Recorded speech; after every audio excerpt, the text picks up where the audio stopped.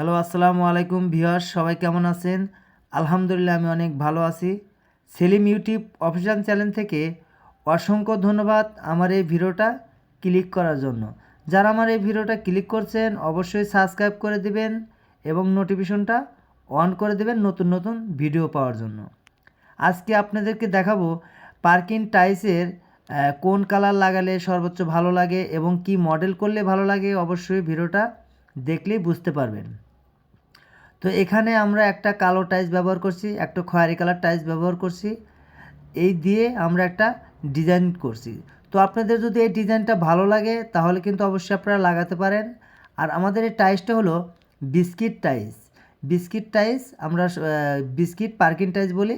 তো আপনারা যদি এই কালার এবং এই টাইলসটা যদি ভালো লাগে অবশ্যই আপনারা লাগাতে পারেন, অনেক সুন্দর লাগে।